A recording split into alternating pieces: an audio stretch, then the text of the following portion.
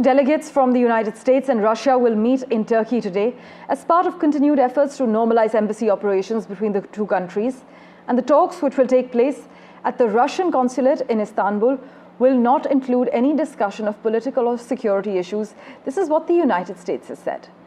The State Department spokesperson, Tammy Bruce, clearly said Ukraine is not, absolutely not, on the agenda. But to take this further, we have with us Ray Locker at the moment. Thank you so much, sir, as always, for your time. Officials have just said that Ukraine is not, absolutely not on the agenda.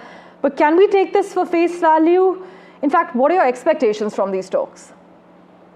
Well, no, I don't think you can take that at face value. They're going to talk about whatever they want to talk about. I mean, and as we've seen over the last few weeks, months of the Trump administration, anything can and will happen.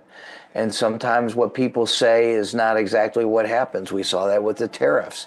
So, I mean, anything goes with these talks. I'm not really sure what they mean by normalization of embassy relations. I live 2 blocks from the Russian embassy in Washington, and everything seems fine there. Right. I'm not sure, about the US embassy in Moscow, but I think there's probably more on the table than what they're talking about.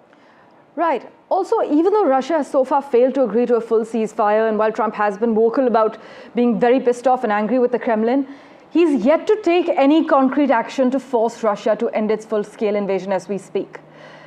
Ray, what do you have to say about the US's intention to broker peace as far as Russia and Ukraine are concerned? I mean, I'm very doubtful that this administration is going to push Russia very hard on anything. Remember, last week when the tariffs were announced, one of the few countries that had no tariff on it was Russia. Right. We have imported things from Russia in the past. I mean, and there was talk about why did we put tariffs on those islands in the southern Indian Ocean?